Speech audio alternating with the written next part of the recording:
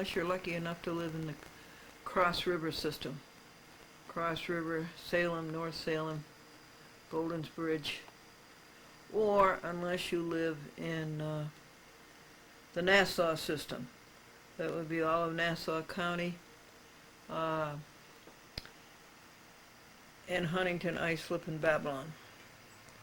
Nobody else can see the 7 editions. And you know, archives had to be made of them. And the Cross River edition had to be made. And that took about 4 hours. And then, into every package we had to put stamps. Into some packages we had to put $30 worth of stamps to return the tapes. It's still a question whether it's cheaper just to buy tapes and not recycle them. But when you take, for instance, to return, where was it? No, it wasn't $30. It was 30 tapes. It was $12. Take Greenberg, George Malone, Alfredo Williams. They had 3 boxes of tapes, 10 tapes in each box. It cost something like $3.62 to mail these are VHS. And so, round that off to $12 worth of postage to 30 tapes. That's still cheaper than paying $30 for 30 tapes. You can buy VHS for 99 cents. So that's certainly cheaper. Gee, I remember when VHS tapes were $4, $5. Wow. And then I wouldn't buy them unless they were $3, and I wouldn't buy them unless they were $2.50, and then $2, and now 99 cents. Wow. So anyhow, you want to know how long that took? 13 hours. 13 hours to label the tapes for each cable system, to put the return postage in, to wrap them. That's 2 people. 13 hours. It's more than 13 hours. It would be like 20. No. 13 hours includes the 2 people. No, it doesn't. 13 hours includes Saturday and Sunday, and 13 people. It would be about 20 hours to wrap them in boxes, because these cable operators can't seem to find boxes.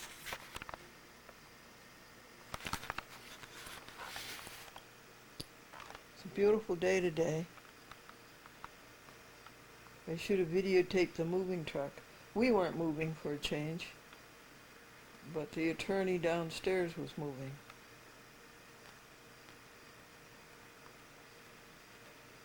It was kind of sad and lonesome.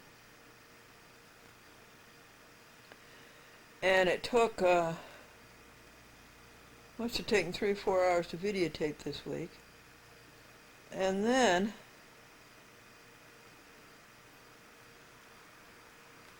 it took like 8 or 9 hours to make the masters, 7 masters.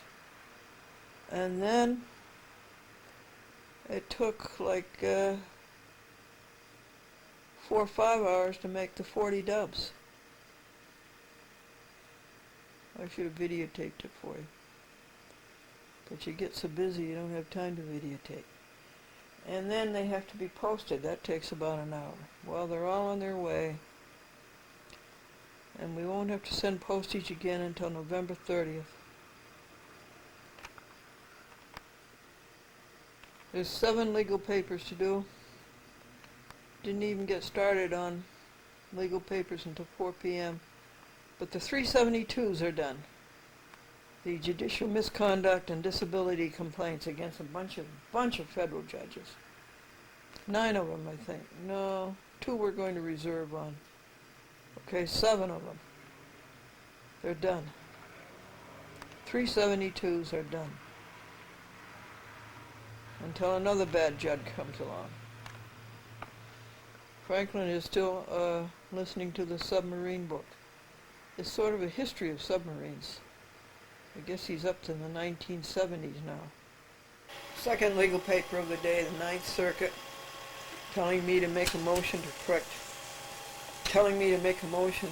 to to the court for the court to correct its mistakes? No way, Jose. The Ninth Circuit made the mistakes. The Ninth Circuit can correct the mistakes sua sponte.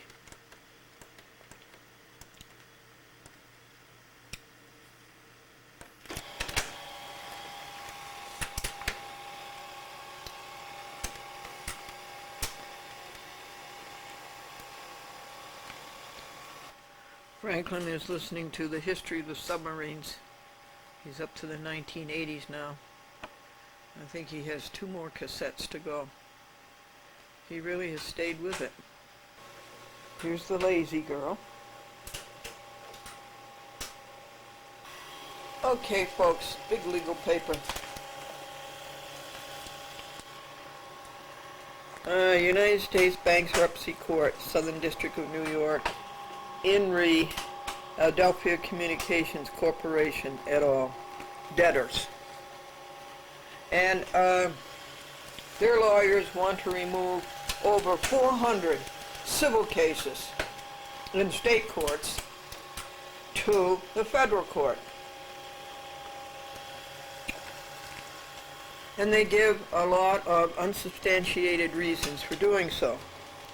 And so this is Glendora's cross motion by TV host Glendora to deny removal of over 400 state actions to federal court. Penalty perjury, Glendora declares that she is telling the truth, the whole truth, and nothing but the truth. So help her God. Take judicial notice of Glendora's interlinears and marginalia, affixed here too. Debtor's motion does not follow all the removal laws, Title 28 U.S. Code, Section 1441 through 1452. This is a defect. Motion is defective. The removal of over 400 state court cases to federal court is an insane burden on the federal court. How can a federal court adjudicate 400 plus motions with any substance of justice? How can a federal court do justice to over 400 plaintiffs? This is an insane burden on any court and is totally unmanageable. This abnegates, quote, with justice for all. I pledge allegiance to the flag of the United States, remember? It's hot off the press, folks, being printed and then read to you. Let the actions stay in state court where the plaintiffs brought them. Some of the cases are civil rights cases, and civil rights cases cannot be removed.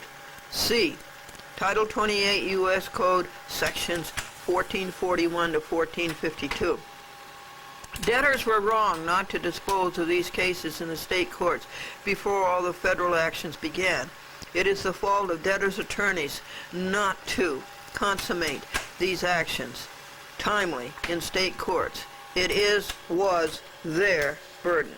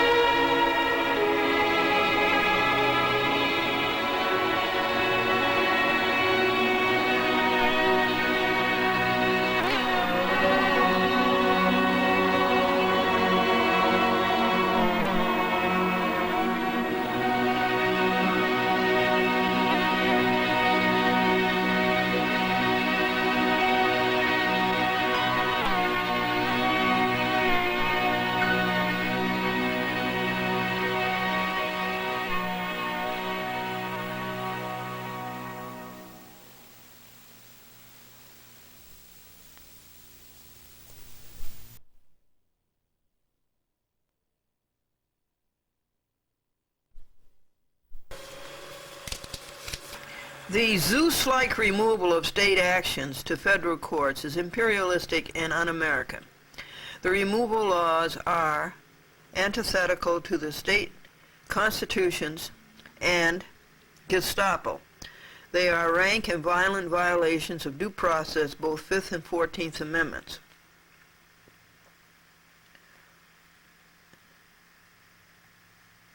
Additionally, they violate people's Sixth Amendment right to meaningful access to the courts. The motion wallows in conclusories and does not substantiate its claims. Objector Glendora demands quo warranto on several counts. Objector Glendora invokes Rule 11 sanctions for misrepresentation on inter alia. The lawyer says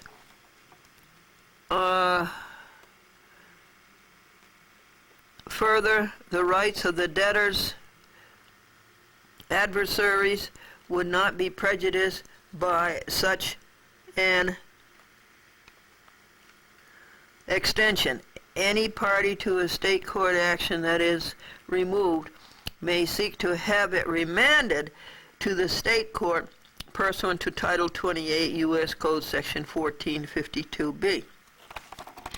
Well, that's not easy, my dear. And this is insufficient. And this is conclusory. It is just not that simple. Such a blithe statement is despicably irresponsible. Many of these cases are umbrellaed under state tort law and must be resolved in state court.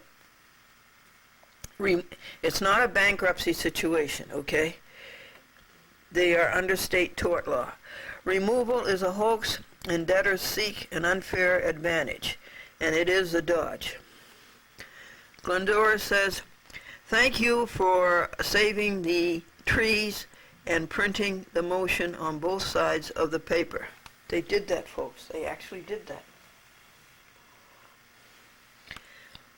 Also, thank you for saving the real estate costs of storing twice as many papers. A good judge like Robert E. Gerber knows everything has two sides. Application to the court for a telephone conference. Now, folks,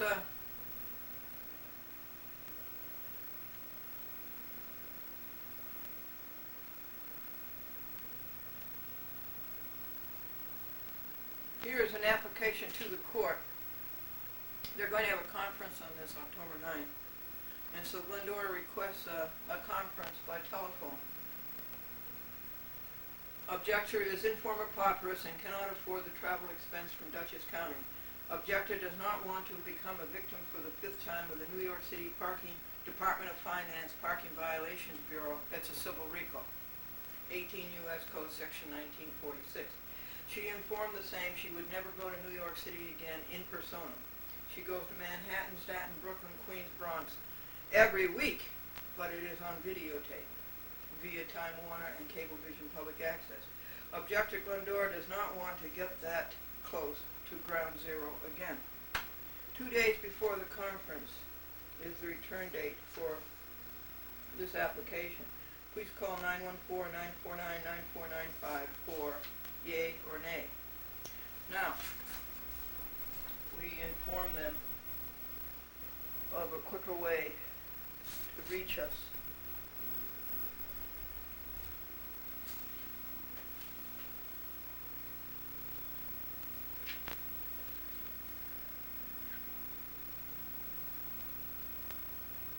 The museum just blew its 200-watt bulb. This is how judges blow their bulbs.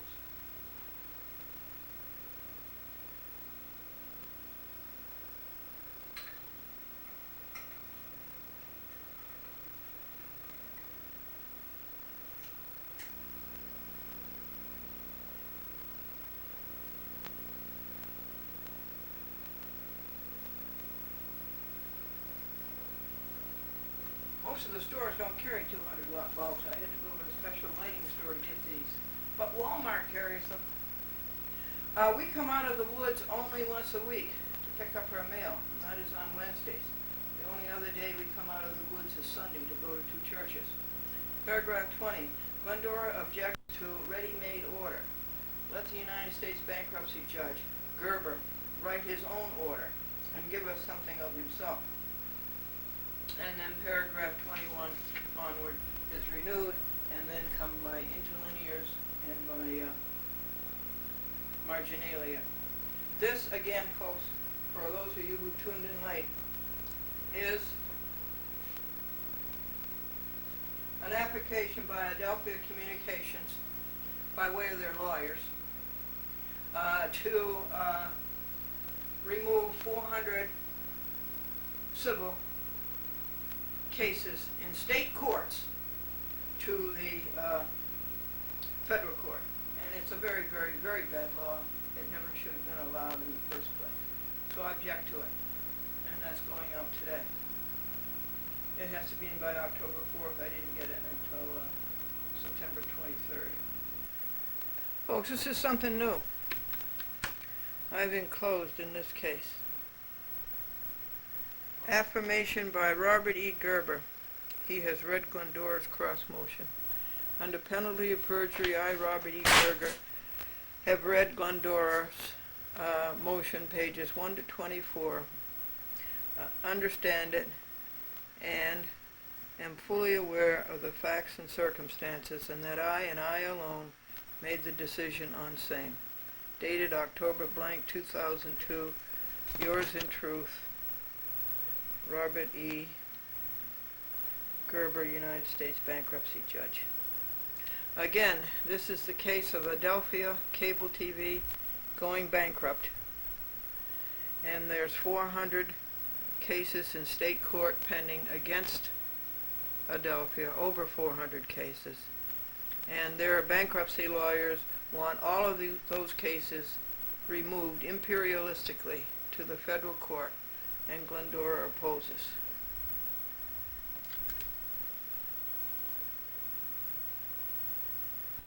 It's beautiful weather, folks.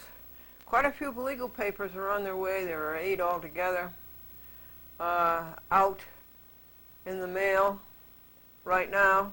Was the judicial misconduct complaint, disability complaint against Sue L. Robinson, the United States District Court, District of Delaware, who thought it was okay for Charles F. Dolan and his gang to refuse to show to Glendora the books, records, minutes, and shareholders lists 107 times.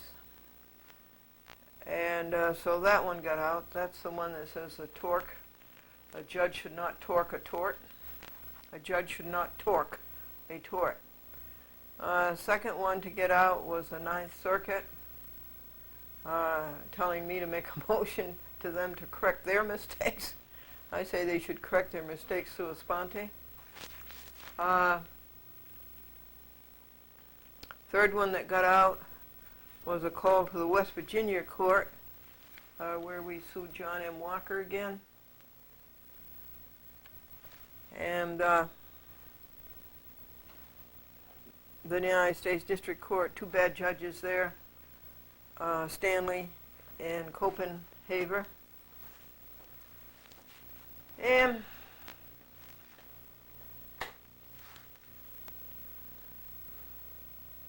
called that court, and it's really through in that court, because the matter now, the issue is the informer pauperis to proceed without payment of fees, and that now is in the United States Court of Appeals for the Fourth Circuit, which is in Richmond, Virginia. And so I had to write a very fast motion there to for an extension of time to file the informer pauperis, and to and I gave the reason why it got here late. And so that was just mailed now, and that should get there Friday.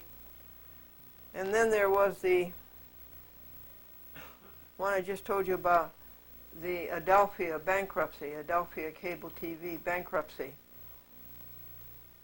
not removing 400 court cases in state court, not removing them to federal court. How many is that? Robinson, Ninth Circuit, Richmond, Virginia, Charleston, West Virginia, and Adelphia.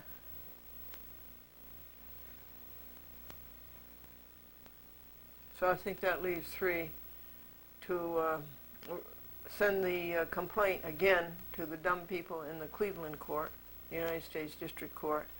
They lost the complaint, so send it out to them again to do the file pagination, hours and dollars for the week on about 12 lawsuits, and to read the financial disclosure statements of John P. de Blasi, who's been publicly censured, and Francis X. Nicolai, to read their financial disclosure statements and check them for a hanky-panky. Franklin, meanwhile, is on the last cassette of the book Blind Man's Bluff, which is a history of submarines. The last I knew, he was up to the 1980s. I wonder if it goes up to the 1990s. It must. So folks, guess what we have here now? Going to the United States District Court, Cleveland, for the second time, is my complaint, Glendora versus Charles F. Dolan and many of his accomplices. And here it is again, and guess what that's going to cost? First class. Okay, the court lost the complaint, the court lost the motion for default judgment. I told you last week that I think it's hanky-panky. Charles Dolan is very well connected in Cleveland. So, we do our job, out it goes again. And this time to the Chief Judge, Paul R. Mattier. So let's see what happens this time. The weather is perfect. Franklin is out enjoying the perfect weather. It's sunny, it's warm, there isn't any wind. It's just perfect October weather.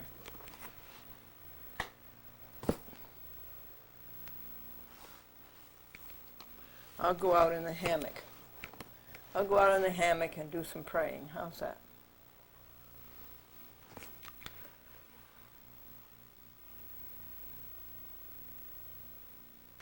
These are the tomatoes that didn't have a chance to develop because the sun went short.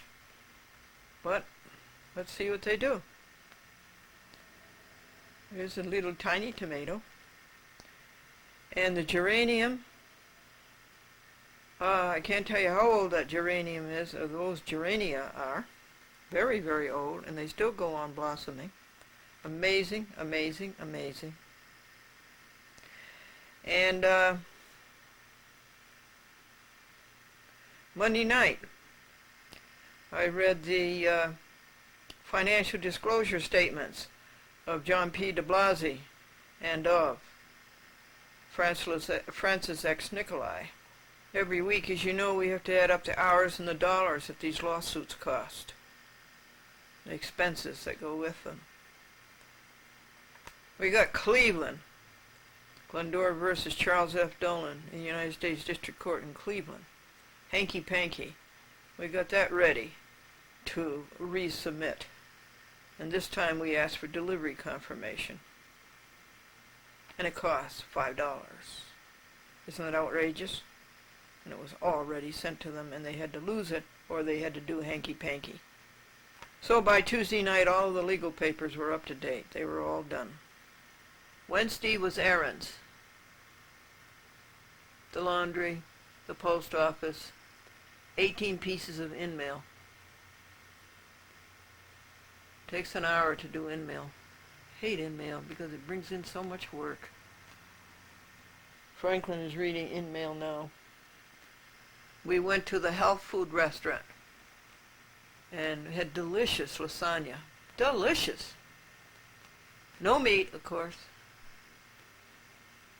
Excellent. Franklin had a BLT, bacon, lettuce, and tomato. The bacon was made from soy, and it's delicious. It's called stripples or breakfast strips.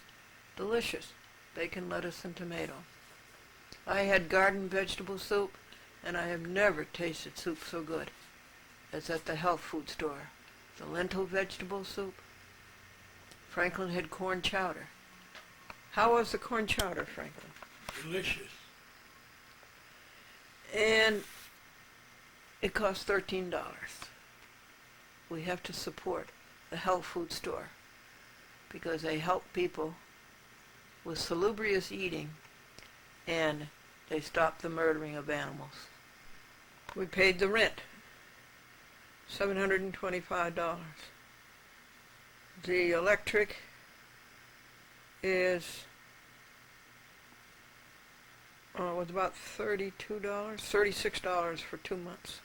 The in-mail from the last Wednesday in September isn't done yet, and yet more came in yesterday. Here's Boston University, red on pink, thanking Franklin for his donation as an alumnus. We paid the Verizon bill, $26.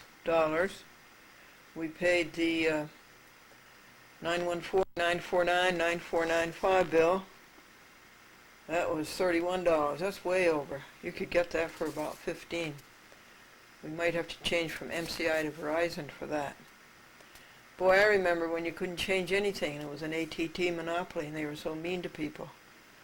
That's why I won't buy anything from AT&T. And then we paid the Huntington bill. Now you can call me on this number, folks. 631-425-0304. Interesting thing about this is that the whole bill is $15, and the just a second, and the taxes and surcharges are $9. Let me say that to you again. The whole bill is $15, and the taxes and surcharges are $9. Is there something wrong here? Are we, the public, being ripped off? This is the United Church of Christ, a Congregational Church. We sent them $4 last year for worldwide ministries, or wider church ministries, or wider world ministries. So this year Franklin sent them $5.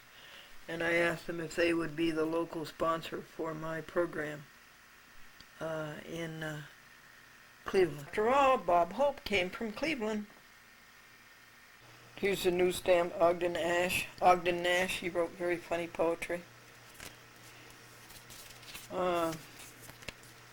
We asked Mr. Jacobson, the former CEO of 3M, Minnesota Mining and Manufacturing, if he could buy an ad on the Super Bowl for $3 million, 60 million people, including the videotaping of the commercial.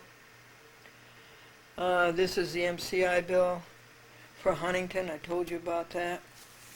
And the MCI bill for 914-949-9495.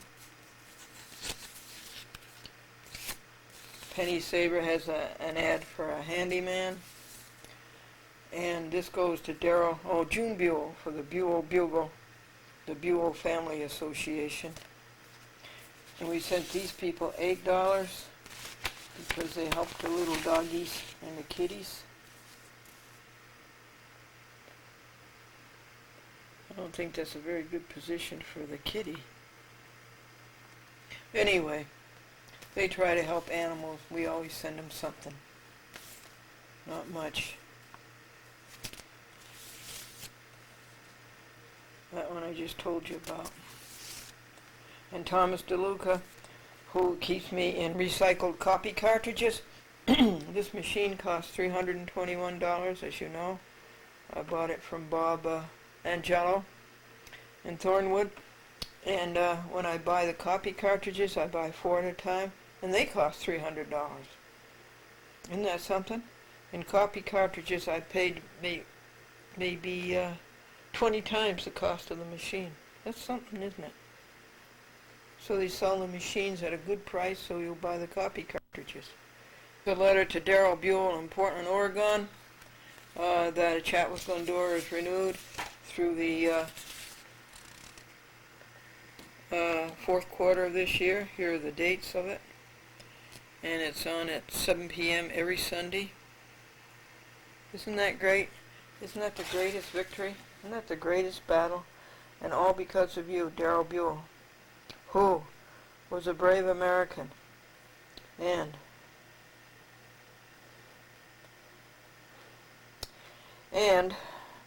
did submarine duty. I just don't know how he had the stamina to do that after we read about the things that happened in the book Blind Man's Bluff. Thank you, Daryl. Thank you. Lauren Seymour Amlin, keep the program going in Manhattan on Time Warner through the Manhattan Neighborhood Network. They've done this for years, so we're deeply grateful for them and what they have done.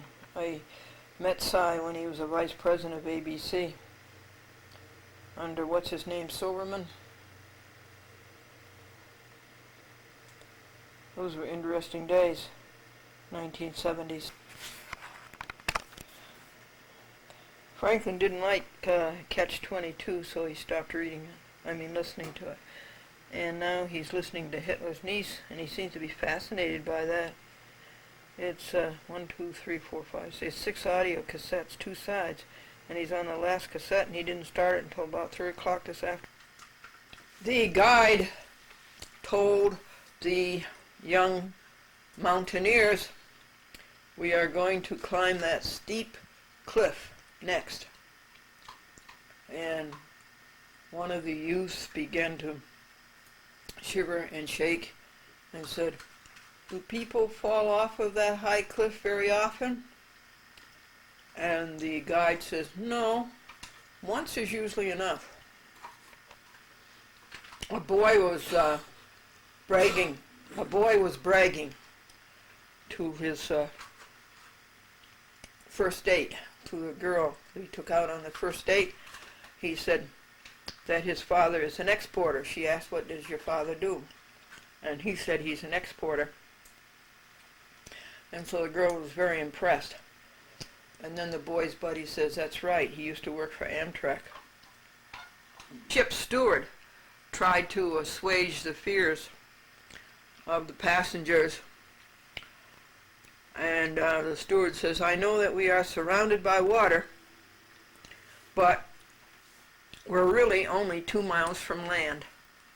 And the passenger says, oh, really? And the steward said, yes, straight down. A little old lady was walking along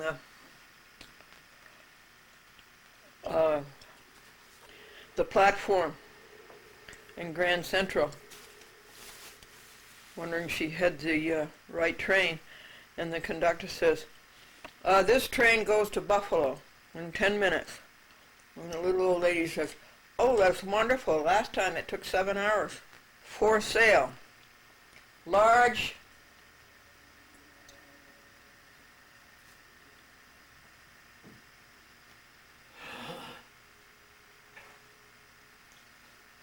crystal vase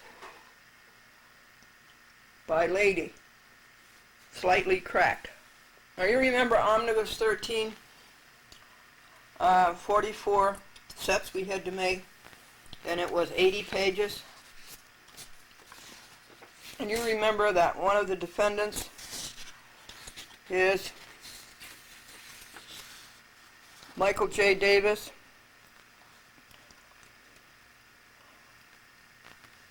The United States District Court, District of Minnesota.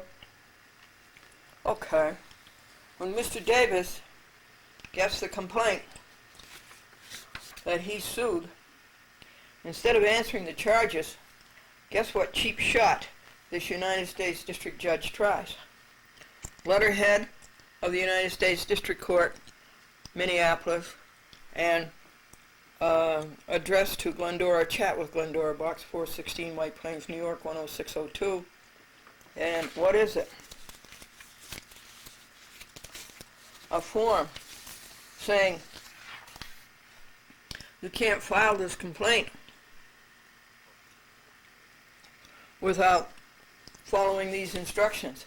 Folks, am I filing a complaint in the United States District Court of Minneapolis? No.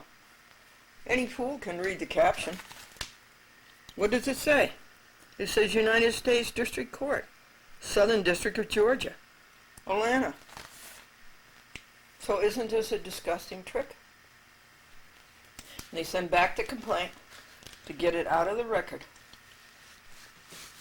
So we know what to do with judges like that. Make a great big envelope and we write in great big letters on the outside, Michael J. Davis, you were sued. You are a defendant. You have to answer the complaint. A judge should know what has to be done in a lawsuit. This is a disgusting cheat, making believe the complaint is filed in the United States District Court, Minneapolis. Does the caption say United States District Court, Minneapolis? No, it says United States District Court, Atlanta. Surely somebody out there can read. Your cheap fugitivism will get you nowhere. Again, America weeps. Yours in truth, Glendora. October 4th, 2002, Anno Domini. Cheap federal judges do this all over the country. McCasey does it. Walker does it. You sue a federal judge and they make believe you're filing a complaint. And then they send it back saying, oh, you didn't follow the rules for filing a complaint, when you're not filing a complaint. Not in their court. Isn't that cheap, folks? We got a letter from the New York State Department of Motor Vehicles about the new Empire plates. They're not going to have Liberty plates anymore. They're going to have Empire plates. Well, the 1980 Lincoln is not going to be registered again. The 1980 Lincoln is a museum car. It's a museum piece. It doesn't go anywhere. We keep it running, but it doesn't go anywhere. Franklin worked for the Buffalo News as a reporter for 27 years. And this is their employees' paper. News. Who's this man up here, Franklin? Alfred H. Kirkover. That's that man down there. Oh, yeah. That's Herbert Hoover. That's Herbert Hoover. And what's this all about? Well, when Mr. Kirkover went to Washington to open the Buffalo News Bureau in 1921, he became acquainted with Hoover, who then was Secretary of Commerce. And Hoover invited him to briefings at the department. And then in 1928, Hoover was the Republican candidate for president, and he asked Edward Butler, the owner of the News, if he could lend him Kirkover to be the campaign manager. And Butler said yes. And so Kirkover did that. He quit as a newspaper reporter? He took a leave? Well, in effect, yes, that's right. And of course Hoover won, and then Kirkover came back to the news. And in 32, when Hoover ran again, he asked Butler to lend Kirkover to him again. But by then, Kirkover was the managing editor, and Butler didn't want to have him go again. Couldn't spare him. So he didn't.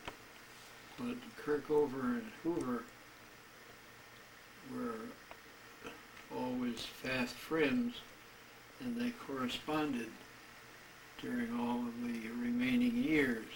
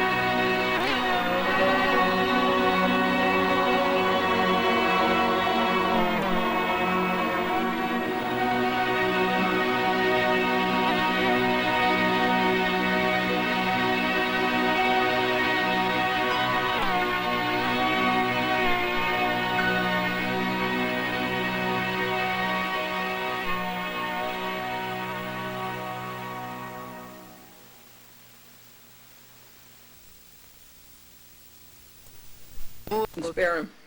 So he didn't.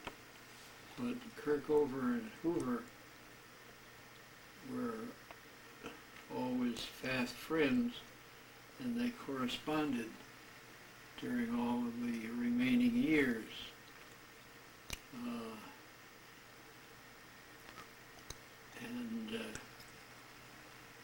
The employee, the Retirees magazine, has a story about that correspondence in the current issue. And it's very interesting. Of course, Hoover died in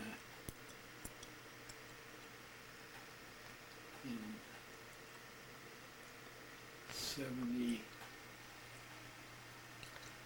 In the 70s, okay. And Kirkover died in 1985. Kirkover was the man who hired you as a reporter, didn't he? That's right. What year was that? 1958. Did Mr. Kirkover make a good choice? Oh, very good, yes. Okay. 1958 to 1983. 84. 84. And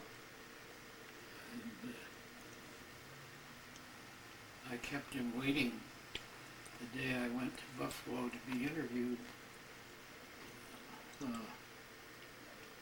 You were with me. We ran into a snowstorm You don't mean it. in Leroy. And, New York State Thruway. so we were slowed down for a while. For a while, like 4 hours. Well, no, I don't know. I know it was So that I long. was- I'll never forget it. I guess I was supposed to be there in the early afternoon, but I didn't get there until 5 or 6 o'clock, and everybody had left except he and Nelson Griswold. Nelson Griswold waited too. He was the city editor. Yes. So Nelson Griswold and Kirkover waited for you because you were caught in the storm. Yes. Well, it wouldn't have been something Yeah, if we got there and they hadn't waited. right. What year was that? 1958? Yeah. November. November. Wait a minute. It might have been And then when did you start working there? January 1st, 58. And where did you come from? Springfield, Massachusetts. Where in Springfield? The Springfield Union. What was the union? That was a newspaper too. How long had you been there? Going for 9.5 years. What were you doing there? I was a reporter, and I was the night, worked on the city desk nights some, and I was the weekend's city editor occasionally. And where did you come from before there? Boston University.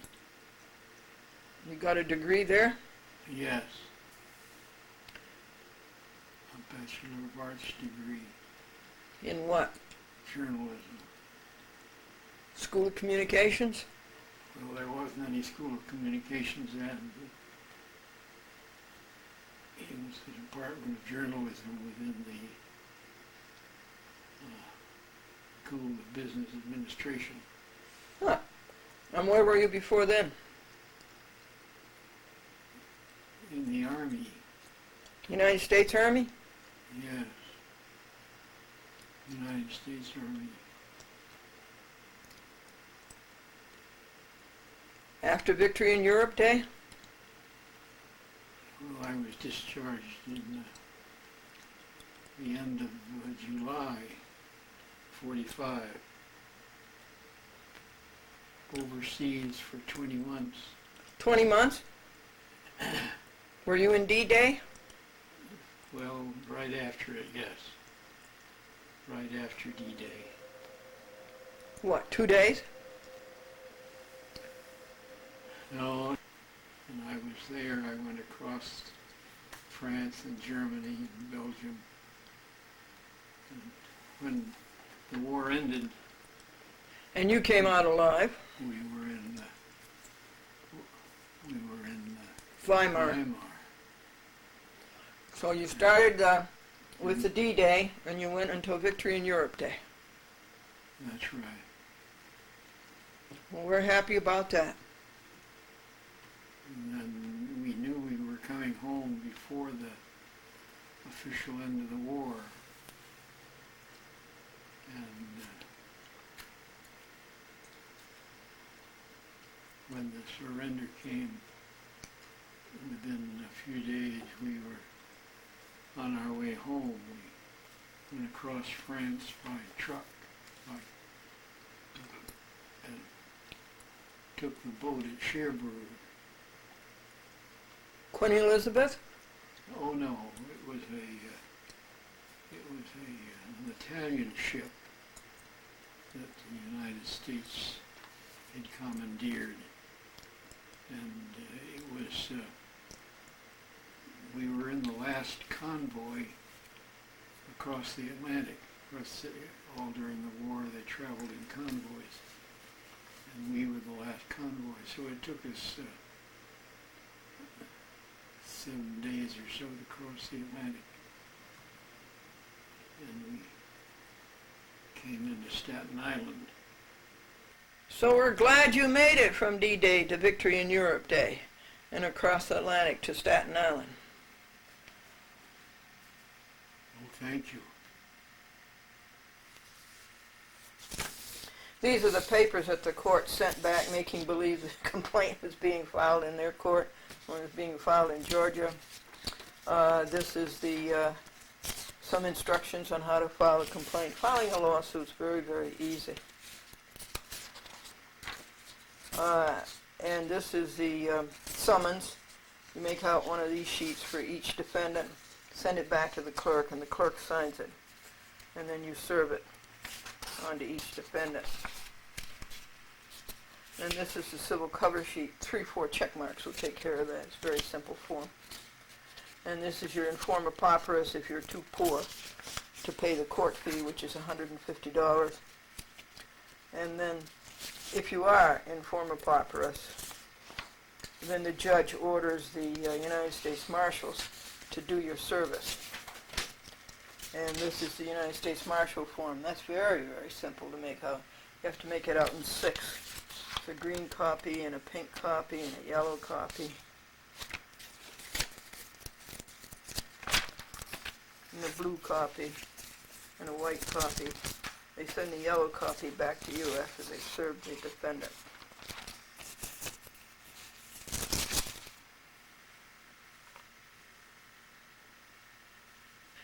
You just don't believe that United States district judges play that dirty, do you? Well, they do, and they play even dirtier than that.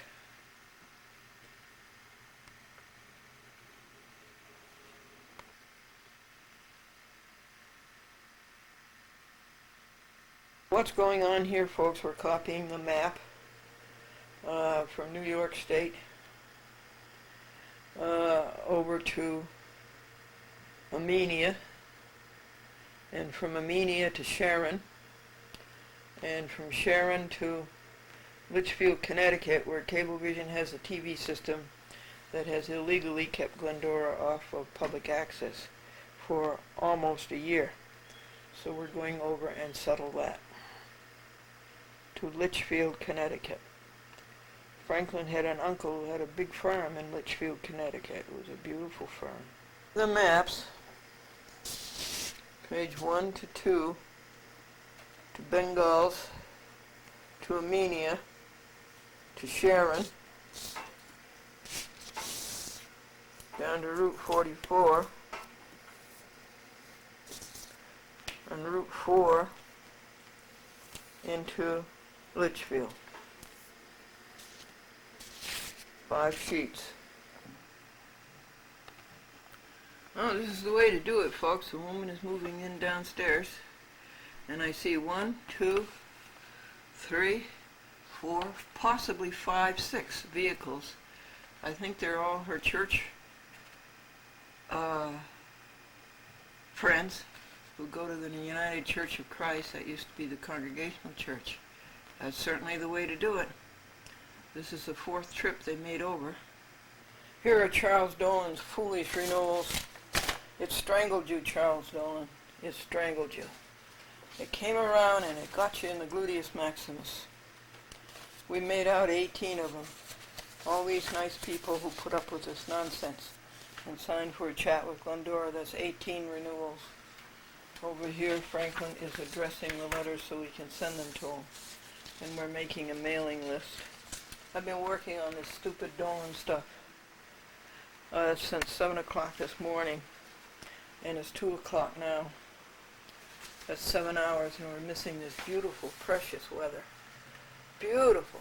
82 degrees on October 5th, Saturday, 2002.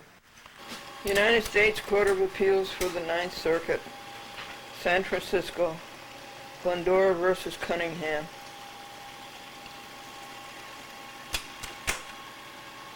Another Dolan toy soldier out to murder public access, but is now gone. Now departed.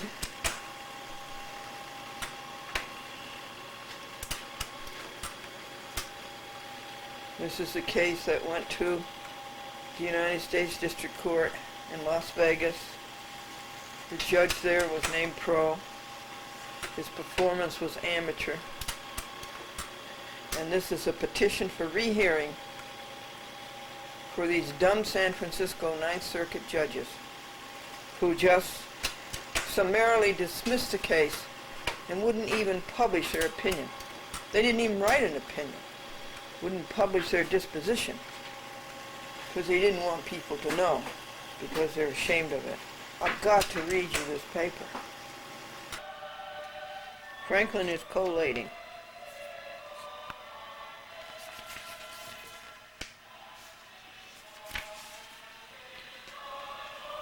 "23 envelopes are addressed. See, this is a new thing I started, folks. Now, this happens to be the United States Court of Appeals for the Ninth Circuit in San Francisco, Glendora versus Cunningham, 02, 15,608. Good Lord, that's a number of appeals. That shows you how bad district judges are. I, United States Court of Appeals Circuit Judge for the Ninth Circuit, blank, blank, blank, declare under penalty of perjury that I have read Glendora's petition motion of October 7, 2002 from page 1 to page 30. I understand it.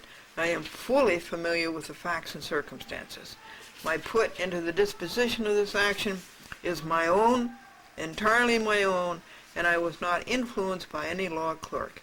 My decision is, and then dated October so-and-so, United. We have good news, folks. Multnomah, Portland, Oregon, sued him in Albuquerque. Case mishandled by somebody named James Parker, a dud, United States District Judge. Said he didn't have jurisdiction. So, you outsmart him. Sue them in Portland, Oregon, their own hometown. They can't cop out with no jurisdiction. And because of Darrell Buell in Portland, Oregon, who was in the Navy for 8 years and was on submarine duty, he certainly wasn't afraid of Multnomah Community TV, nor was I. And he signed as a local person. And we got a very cheerful call from Rob Bradington saying that a chat with Glendora is playing fine and that the makeups are being done, and the makeups for the fourth quarter will be taken care of as soon as the girl gets back from vacation and sends out the forms.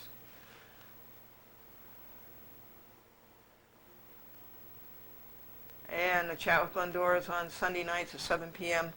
That's Jack Benny's old radio time. Good news. Good news, in a way. But for us, it's good news. 70% of Charles Dolan's toy army of toy soldiers, have been fired. They've been laid off. Charles Dolan thought he was going to conquer the world with his army of toy soldiers. Well, it didn't work. The toy soldiers are gone and public access is still here. And so, still here are shareholders' rights to see the books, records, minutes, and shareholders' lists. I called Hogan, Thomas F. Hogan, Chief Judge of the United States District Court, District of Columbia, our nation's capital, and I wanted a status report on Glendora versus Jackie Sellers, Nance Rickard, the National Association of Television Advisors and Officers, and its president, Darrell Anderson. I wanted a status report on that case, and I reminded him that Congress has a mandate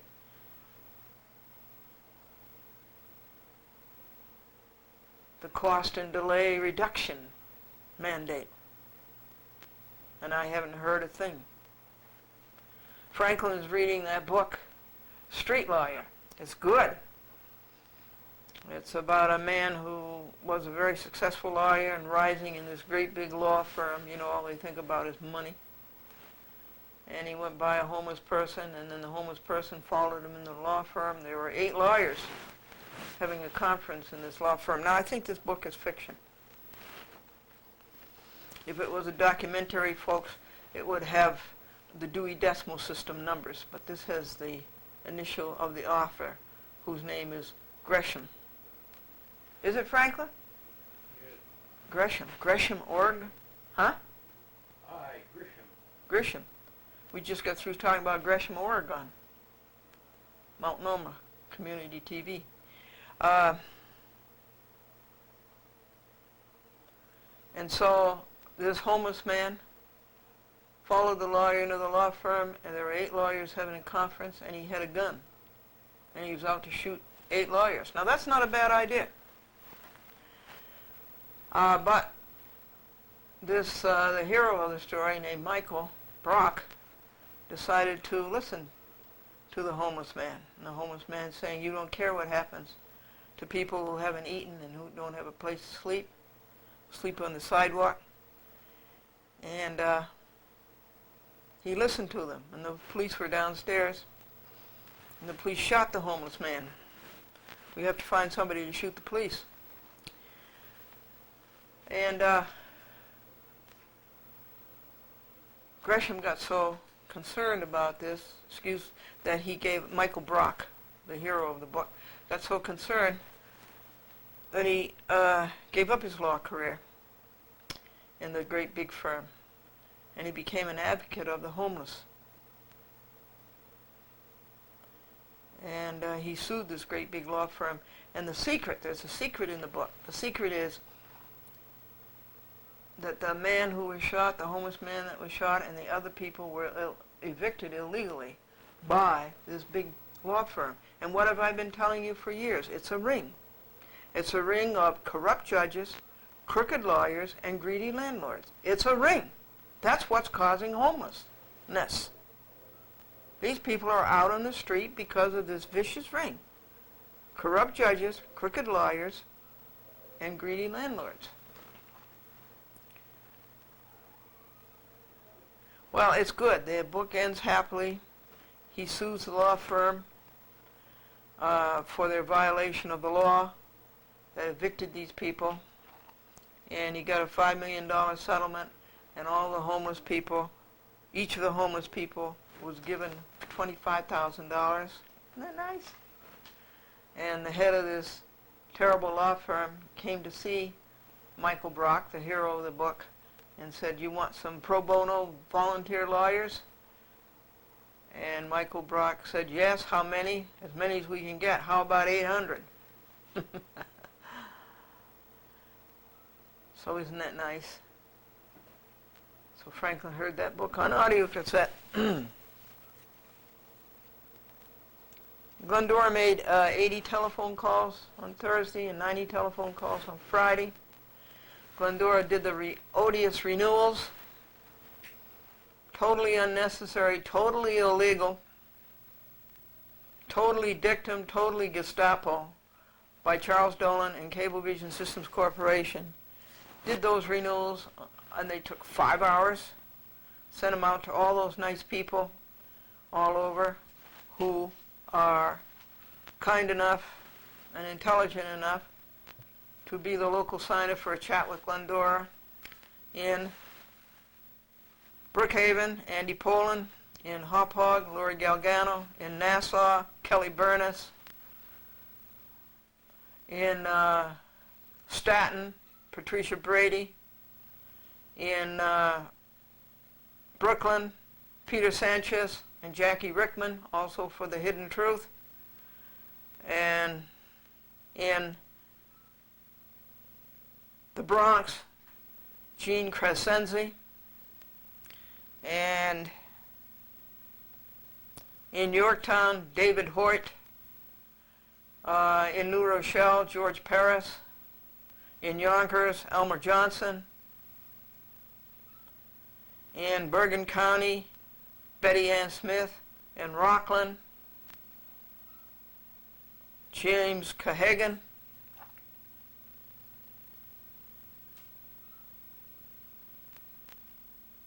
in Manchester, Connecticut, Alfred LeBrun, in Cross River, Zeke Hunter, who tells Cablevision to go fly when they call him up and try to talk him out of it. That's another thing Cablevision did. Extortion.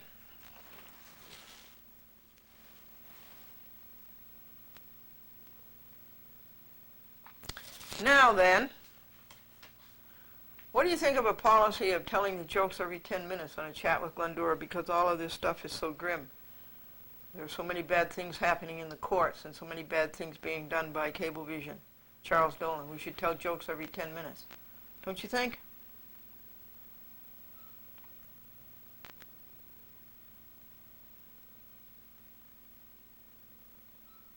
The man standing at the entrance of the hotel said to the doorman, "You said that big box over there has a snake in it?" The doorman said, "Yes." And the man says, "And you said it was a 10-foot snake?" Doorman says, "Yes." And the mailman says, "Well, everybody knows that snakes don't have feet."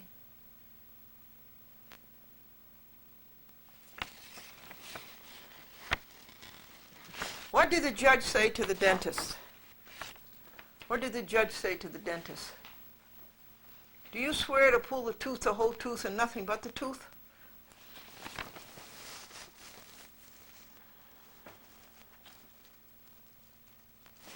And Bill went into the haberdashery store and he said, "May I try on that navy blue suit in the window?" And the owner of the store says, "Oh no, you have to use the dressing room."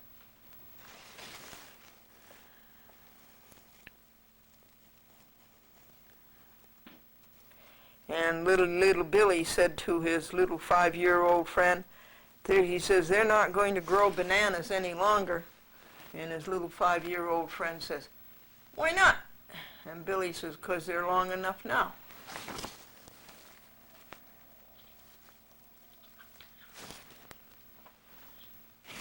The father said to the mother, "Where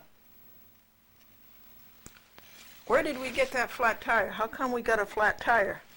And the little boy in the back seat said, "It must have been the fork in the road."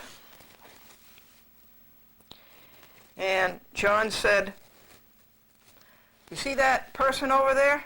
"Yeah." "I owe more to him than anybody else in my whole life." "Well, who is he?" "My landlord."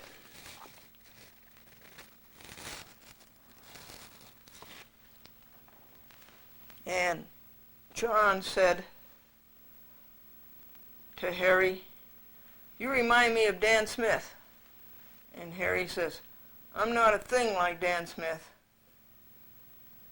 And John says, "Oh yes you are. You both owe me $10.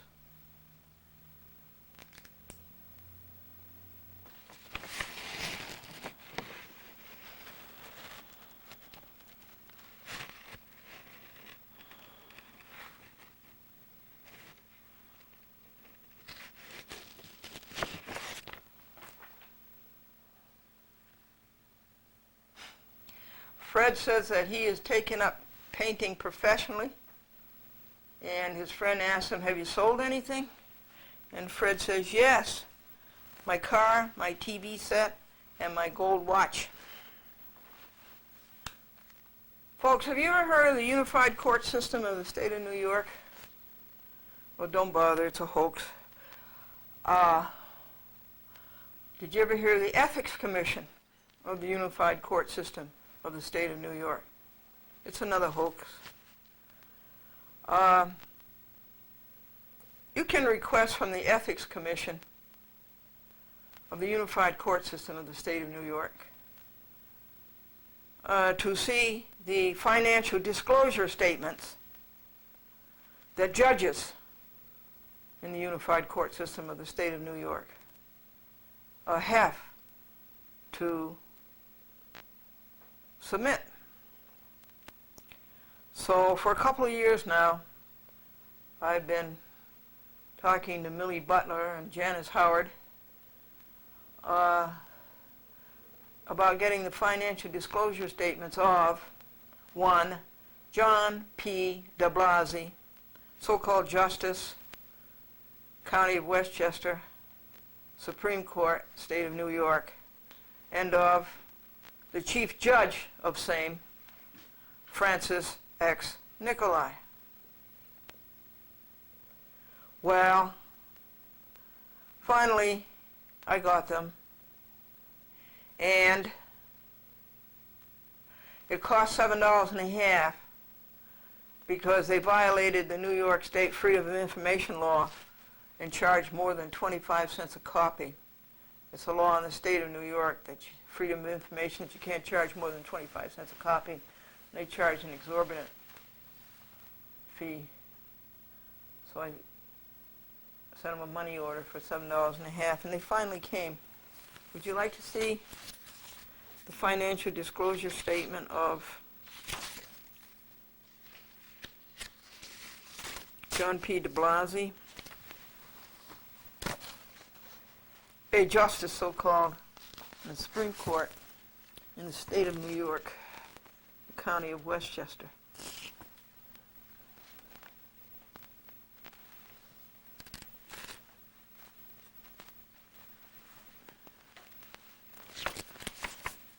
Here it is. Now what do you notice right away there? What bothers you right away? For public inspection. Does that have a stench to it? I kind of think so. What does it mean? They don't put down the amounts. That's what it means. They're supposed to put down A if it's over $5,000. They're supposed to put down B if it's under 20, between 5 and 20,000, and C if it's between 20 and 60, and D if it's between 60 and 100,000, and E if it's 100,000 to 250,000 and 250,000 or over.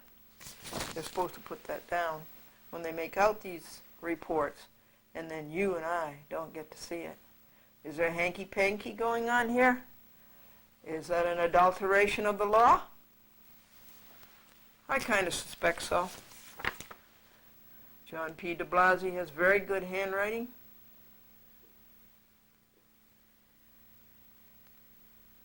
There's his number if you want to call him up. Marital status, divorced. But he doesn't say how many times. 2, 3.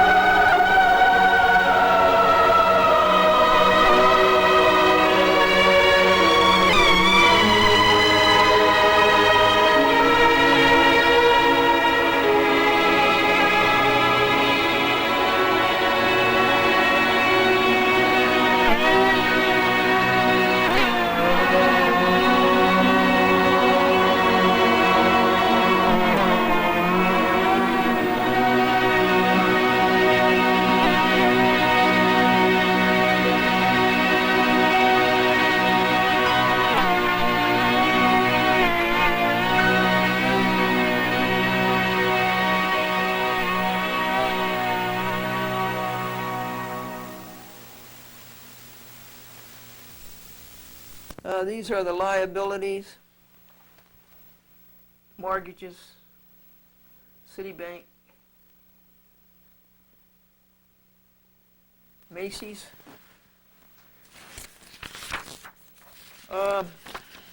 He writes down that he's an adjunct professor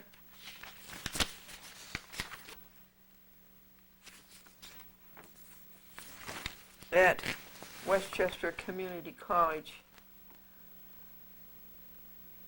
in Valhalla, and that he teaches in the paralegal program. And this is the State Department of Education agency. So we have a lot of work to do on that, and I think we have a reform movement going on here. The one for Francis X. Nikolai is a little more credible. This one has only one stamped received. Why does my other one have two stamps received? And Francis X. Nikolai had a secretary type this, and that's not right, or he typed it, or what, because that's using state money for personal stuff. And the interesting page here,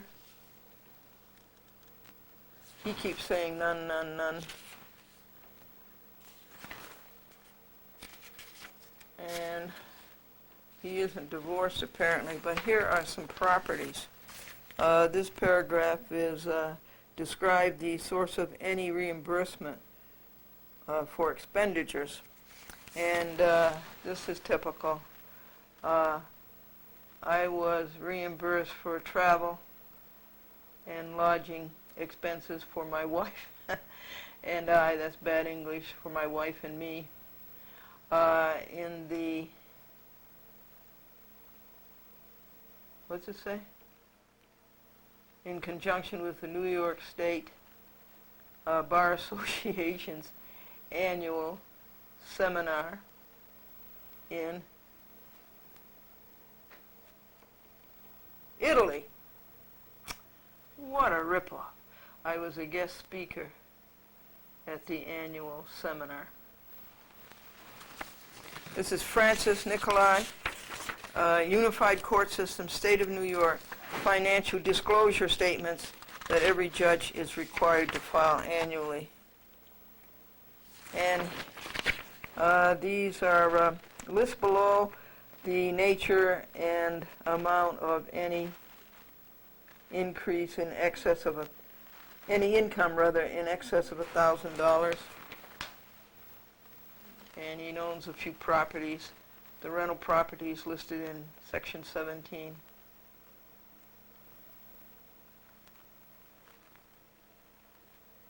Something Life Insurance Company and Tricontinental Corporation. Let me go back to 17 for you. Or I guess 17 is forward.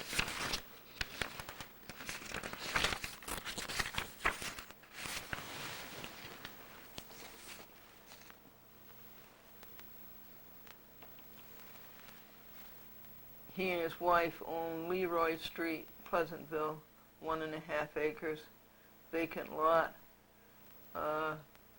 CB, Kensington Avenue, Thornwood, 2-family house. Something 2 to 4 Meadow Lane, Pleasantville, 2-family house.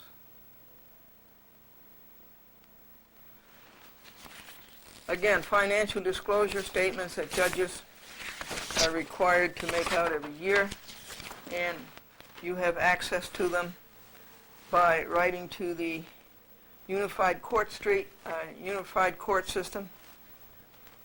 Ethics Commission at 25 Beaver Street, downtown near Ground Zero.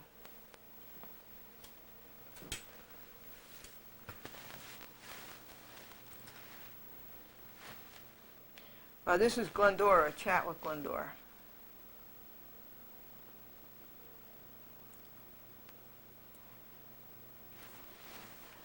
We have something else to show you.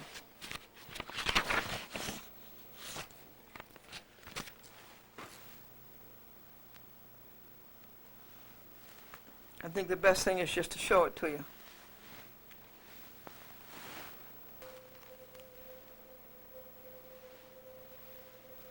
In the matter of the proceeding pursuant to Section 44, Subdivision 4 of the Judiciary Law,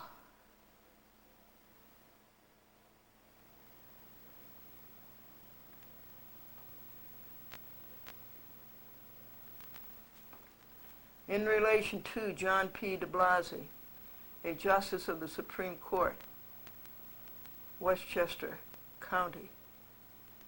The conclusion: Berger, Marshall, Cardulo, Coffey, Goldman, Hernandez, Luciano, Peters, Pope, Ruderman. Names of the lawyers representing de Blasi and representing the New York State Commission on Judicial Conduct.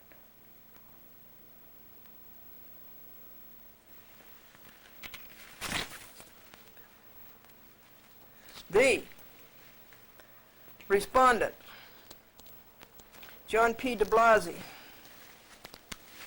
a Justice of the Supreme Court, Westchester County, was served with a formal written complaint dated April the 13th, 2001, containing 3 charges. Respondent filed an answer dated May 11th, 2001. He got it on income tax day approximately, and he answered it approximately a month later. On September 10th, 2001, the administrator of the commission, respondent, and respondent's counsel entered into an agreed statement of facts pursuant to Judiciary Law 45-5, stipulating that the commission make its determination based upon the agreed facts, jointly recommending that respondent be censured and waiving further submissions and oral argument. Okay, good that he's going to censure him. He needs that. But bad that it was so collusive. Bad that it wasn't public. Bad that the public had no say. Bad that the public wasn't notified. Good that he was censured. On November 8th, 2001, the Commission approved the agreed statement and made the following determination. Respondent is a Justice of the Supreme Court, Westchester County, serving a 14-year term that commenced in January 1995 and expires in December 2008. I can hardly wait. Dump de Blasi. With respect to Charge 1 of the formal written complaint, in October 1999, respondent received a memorandum from Administrative Judge Francis Nicolai requesting respondent's vacation schedule for the following year. The administrative judge's memorandum, which emphasized the importance of advising the administrative judge of vacation plans, provided as follows. I must submit the assignment for 2000 to Deputy Chief Administrative Judge Joseph J. Trafficante, Jr. in November. By the way, if you don't like the way things are going on in your state court, this is the fellow to write, Joseph Trafficante, in the Administrative Office of New York Courts. You can reach him in Manhattan, or you can reach him up in Albany, and the library can give you the addresses, or you can get them on the internet. In order to enable me, Francis Nicolai this is, to make the duty judge, naturalization, grand jury, and other assignments, I need your vacation schedules. Your vacation schedules are an important management tool. Vacations for court officers, clerks, stenographers, and other staff are granted to coincide with judges' vacations. Well, it goes on for 2, 3, 4 more paragraphs. And the point, of course, the Commission on Judicial Conduct, State of New York, is making against John P. de Blasi is that he did not tell. He gave the administrative judge dates of his vacation, a few days in February, and then the last 2 weeks in August. That's what he gave the administrative judge. Well, of course, this made it very hard for the administrative judge in view of what John de Blasi then did. Shortly thereafter, respondent submitted his vacation plans for 2000, and in late May or early June 2000, respondent enrolled in a 6-week broadcasting class from July the 10th, 2000 to August the 21st, 2000 at the Connecticut School of Broadcasting in Stratford, Connecticut, approximately 40 miles from the Westchester Courthouse. Classes were held Monday through Friday from 9:15 a.m. to 1 p.m. Here is a judge, not on vacation, but deliberately, knowingly, and willfully going to a broadcasting school from 9 o'clock to 1 o'clock in the morning, Monday through Friday, and leaving his courtroom vacant. Yes! You don't believe that? Well, it happened. The rules of the chief judge provide that court shall commence no later than 9:30 a.m. and conclude no earlier than 5 p.m. Title 22, New York Code Rules and Regulations, Section 3.1. That section also provides that the chief administrator of the courts may authorize variances. Well, just let that go. At the time, the respondent, John P. de Blasi, submitted his vacation plans for 2000. He had no plans to attend the broadcasting class. John P. de Blasi did not advise his administrative judge, that would be Francis X. Nicolai, of any change in his vacation plans that would reflect his planned absences to attend the broadcasting classes. Now, John P. de Blasi did not appear in court until 2 p.m. on July 10th, July 11th, July 12th, July 13th, July 17th, and July 19th, because he was attending the broadcasting classes. He planned to follow this schedule through August the 21st of 2000. Can you imagine having a case in court and waiting for justice? Maybe waiting for a judgment where you've been ripped off? Can you imagine that?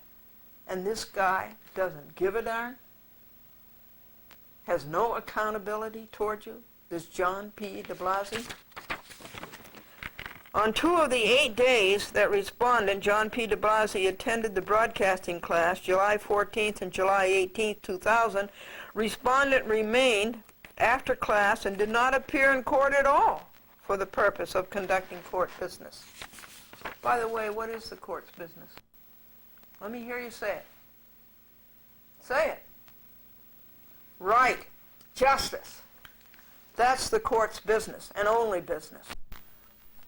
John P. de Blasi did not complete the program and withdrew after the 8th day of class on July the 20th, 2000, because a newspaper reported John P. de Blasi's absence from court.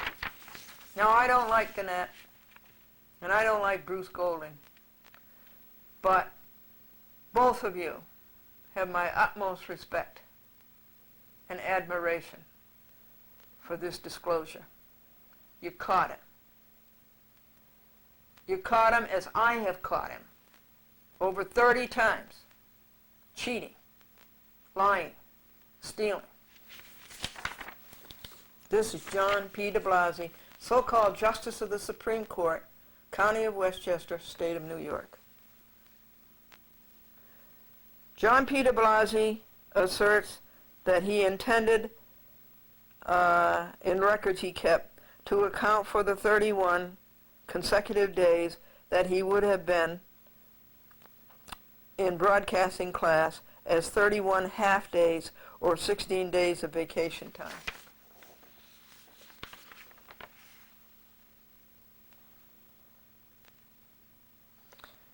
Says the Commission on Judicial Conduct, State of New York, that John P. de Blasi neither advised the administrative judge that he was attending the broadcasting class, nor reported that the time that he attended class and traveled from class to court would be considered vacation time.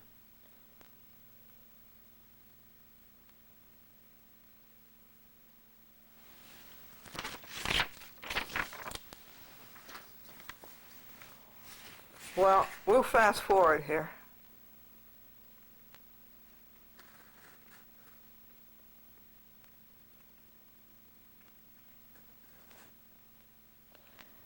And this is one of the charges against him and one of the reasons that he was publicly censured. Now it goes on to the second one. And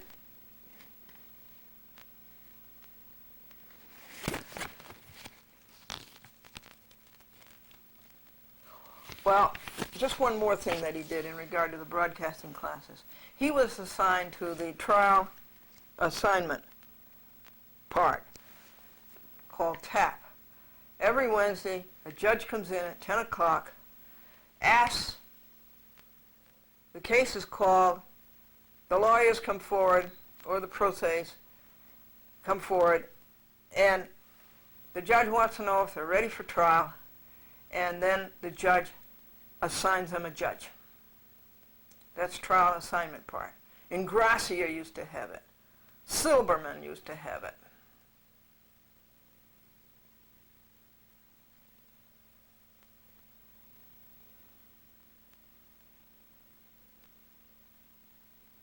Well, it was assigned to de Blasi. So he told all of the lawyers, and he told the staff, that he was going to change the time from 10 a.m. to 2 p.m. because he wanted to go to the broadcasting classes. It was unheard of.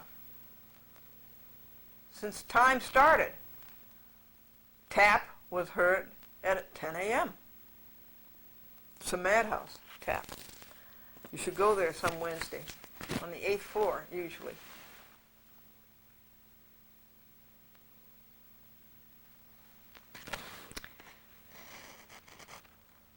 Well, the commission says it was improper for respondent John P. de Blasi to fail to advise the administrative judge, Francis Nicolai, of his planned absences from the court in July and August of 2000 and to have attended the classes during court hours without approval. And I say, this is the understatement of the year. How could you get more under in an understatement than that? You ought to be fined and jailed. So I give the Commission on Judicial Conduct credit for publicly censuring John P. de Blasi, but they're to be criticized for not going full and dumping him. Dump de Blasi. What have I done up and down in front of that courthouse for years with my picket sign? Dump de Blasi. Now they go on to a second charge against John P. de Blasi. And this is that the New York State Mental Hygiene Legal Service helps the mentally disabled and institutionalized patients. That's what they're supposed to do. And a lawyer from that agency was appearing before de Blasi. And the name of that lawyer was Dana Stricker. Stricker, S-T-R-I-C-K-E-R. And during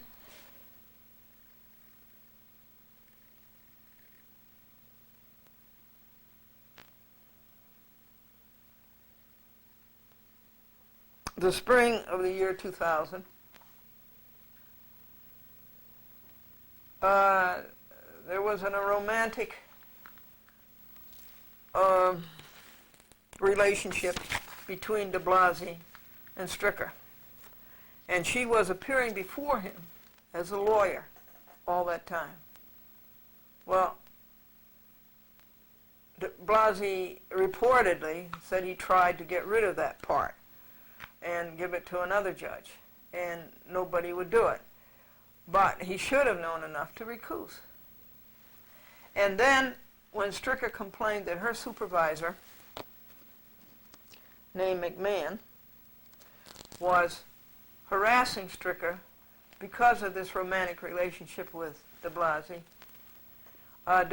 called up the supervisor and said that he didn't want the supervisor in his court again,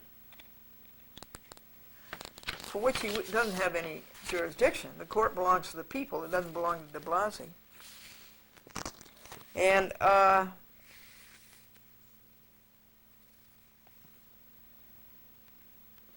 he made 2 telephone calls like that, and the New York State Commission on Judicial Conduct ended up publicly censuring John P. de Blasio for that. That was the second charge.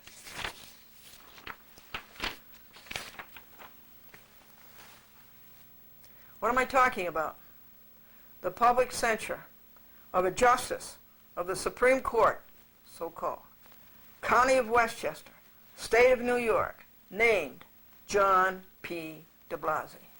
Publicly censured by the New York State Commission on Judicial Conduct.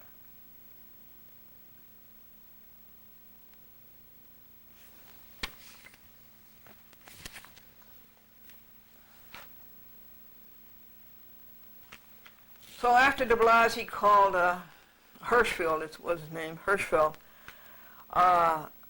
Stryker was assigned to a different county. And so now,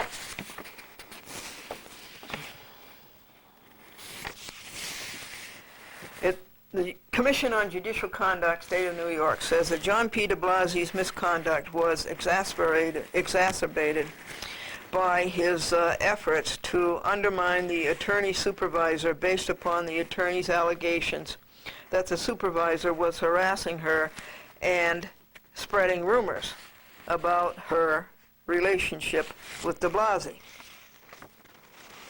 And there were these 2 telephone calls.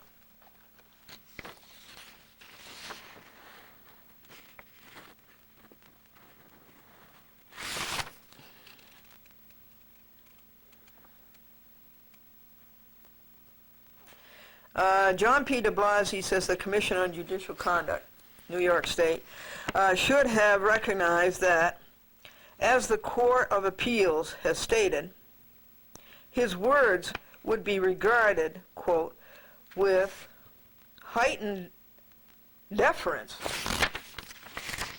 simply because he is a judge. And I say, don't overrate yourselves. My reaction to that is upside down. Because he is a judge, no deference. And would, quote, reflect, whether designedly or not, upon the prestige of the judiciary. What prestige does the judiciary have left? I would say 0.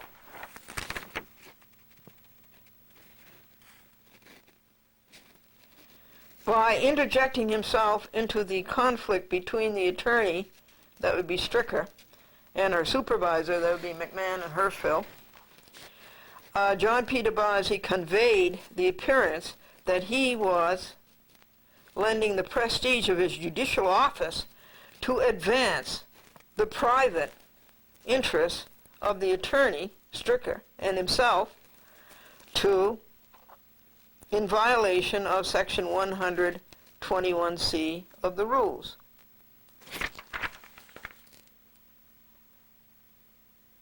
And that's certainly what John P. de Blasi did in Glendora versus the Board of Directors of Cablevision and its chairman, Charles F. Dolan, and its president and CEO, James L. Dolan, and all of the board and all of the officers of Cablevision 3 or 4 years prior to that. That's de Blasi. Notwithstanding the ethical standards, says the New York State Commission on Judicial Conduct, John P. de Blasi ruled against the position being asserted by the attorney that Stricker, with whom he was romantically involved, which avoids the suspicion that the judicial decisions were based on personal considerations. That's really stretching the truth. That finding permits the commission to accept the agreed statement and the joint recommendation for censure. To me, I say, no sale. By reason of the foregoing, the commission determines that the appropriate sanction is censure. Judge Marshall, Mr. Coffey, Mr. Goldman, Mr. Hernandez, Judge Peters, Mr. Pope, and Judge Ruderman concur. Mr. Berger and Judge Ciardullo dissent and vote to reject the agreed statement of facts on the basis that the disposition is too lenient. Well, good for you. It is too lenient. He should be canned. But what did they recommend, these two judges that dissented? I'd like to know. They don't tell us. And this is typical. Judge Luciano was not present. Of course not. Dated November 10th, 2001. But look, folks, it's really not a jurat. Dated where? Dated where? What? Yeah, what pub was this dated at?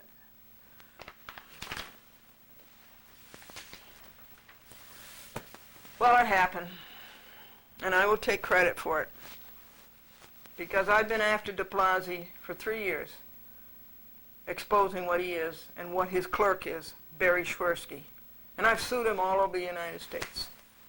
I've sued him in Delaware, and in fact, the next legal paper I have to read you, de Blasi and Schwersky, his law clerk, are defendants again.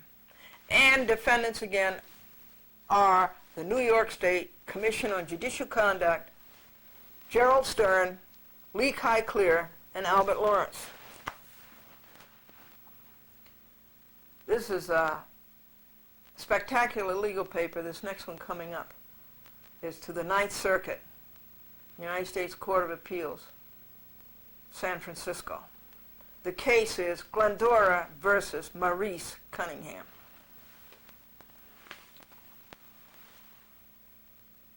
I have some jokes for you. A man was standing outside of a hotel, and he said to the doorman, "You said there's a snake in that box?" And the doorman said, "Yes, a 10-foot snake." And the man says, "But we all know that snakes don't have feet." What did the judge say to the dentist? "Do you swear to pull the tooth, the whole tooth, and nothing but the tooth?" Going to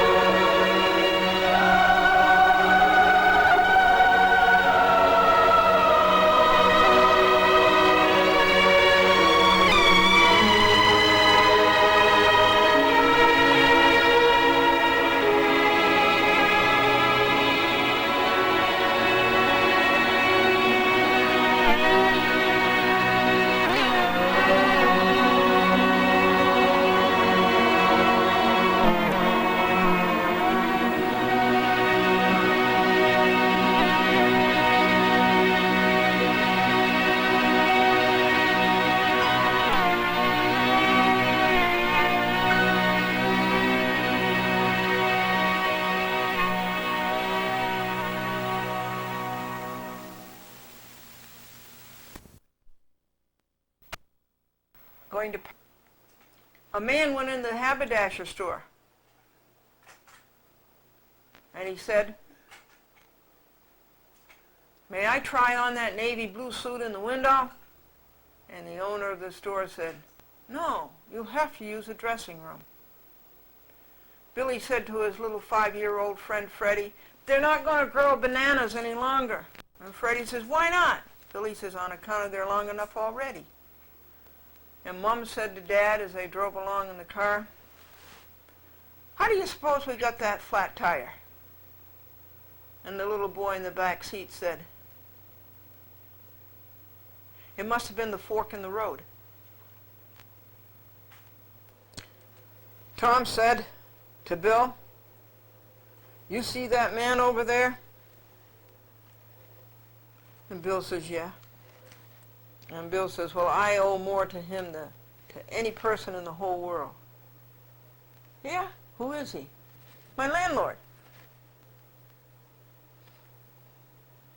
David said to Terry, "You remind me of Dan Smith." Terry says, "I'm not a thing like Dan Smith." David said, "Oh, yes, you are. You both owe me $10.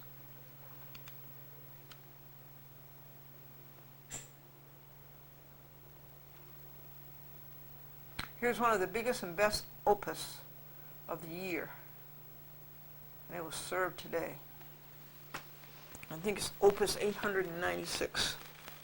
What is an opus? An opus is a great work in reporting to you the status of the courts and motivating you. We've got to do something about it. United States Court of Appeals for the Ninth Circuit, number 0215608, 15,608 appeals. What's that tell you about United States district judges? They're not doing a very good job, are you? Everything has to be appealed. And this is the appeal of civil case of the year 2001, civil case number 1400. That's a lucky number. And PMP stands for Philip M. Pro. That's the name of the judge. Pro is an amateur. Appeal from the United States District Court for the District of Nevada. Philip M. Pro, District Judge presiding. Glendora Plaintiff Appellant versus Maurice Cunningham, a resident of Connecticut. Cablevision Systems Corporation. Charles F. Dolan. John P. de Blasi. And Barry Schwersky.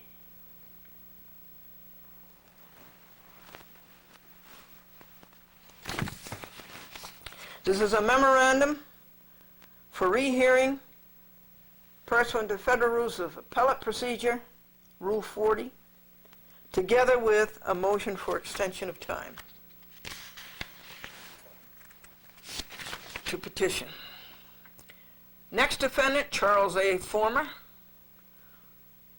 Former is spelled F-O-R-M-A. I want it spelled F-O-R-M-E-R. Thomas Garger, Robert M. Callaghy, Charles Dolan's lawyer for hire, and Sadly Stevens, Burke and Burke at 230 Park Avenue, the Pan Am Building, New York, New York. Pan Am Building is owned by MetLife now.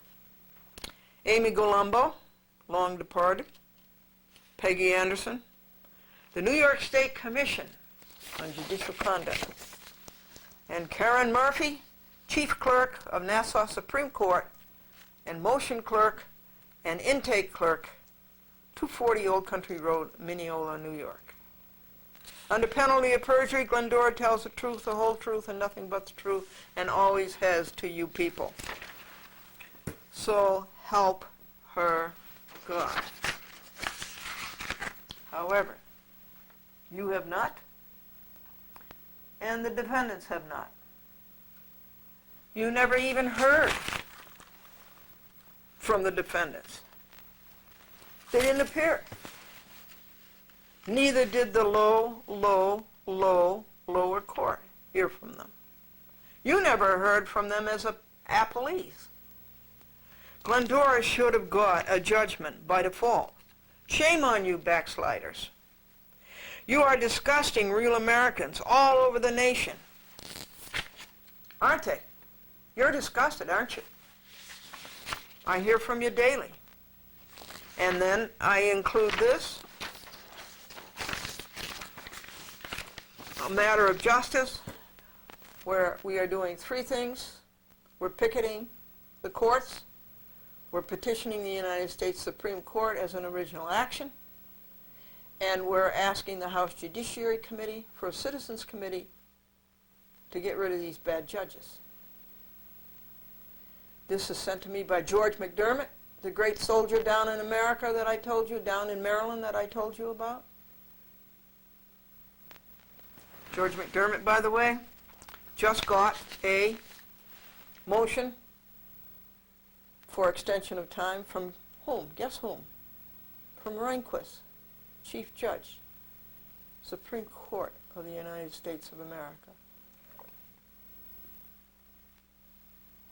Help us vindicate your rights.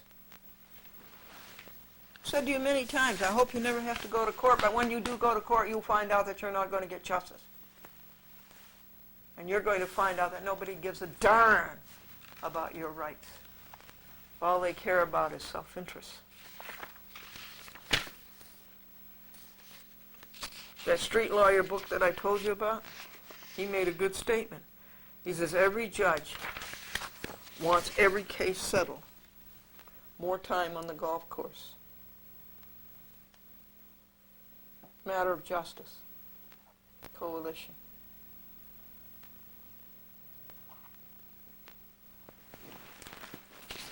So here is their dippy order from the United States Court of Appeals for the Ninth Circuit, San Francisco, on Glendora versus Cunningham. You want to know something? Oh, I guess you do know something. This is the court that they made about 20 mistakes when they sent the paper to me about filing my brief. They called the case Glendora versus Anderson. That's not the name of the case. They were told 6 times that the name of the case is Glendora versus Cunningham. Never corrected it. This is the court that's too stupid to correct its own mistake. Caption captious.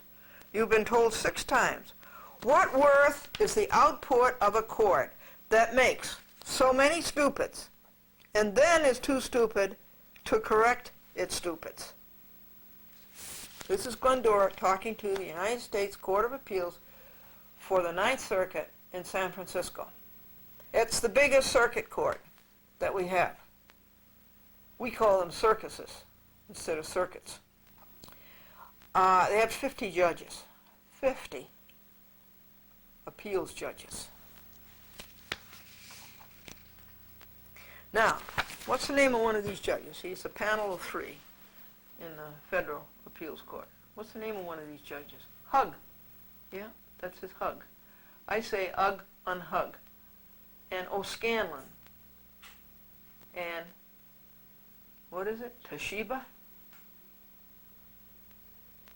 That would be the Japanese influence in San Francisco. Tashima. Tashima. Pretty name. Glendora appeals pro se the district court's order denying reconsideration of its judgment dismissing for lack of venue Glendora's action alleging that a cable. Now let's stop and go back and correct a few mistakes here. They've only written 2 lines and there's already 4 mistakes. No, she appealed the entire miscarriage of the pro court. And her action didn't allege that a cable operator. It proved that a cable operator.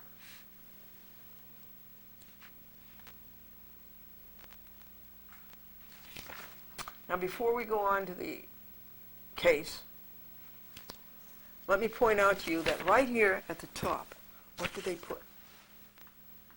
Not for publication. Not for publication. What's that mean to you? They're ashamed of it. They don't want anybody to know how bad their work is. Now they have a footnote here. This disposition is not appropriate for publication. I'll say it isn't. And may not be cited to or by the courts of this circuit, except as provided by Ninth Circuit. Forget that. This panel unanimously finds this case suitable for decision without oral argument and denies Glendora's request for oral argument via video conference.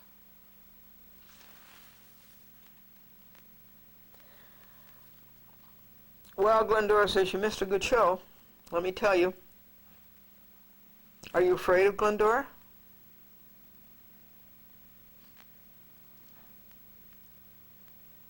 You are as wrong about no oral argument as you are about everything else. And they made a punctuation error. And I say that their English construction is as bad as their legal construction. English 101 and Justice 101. They don't know either.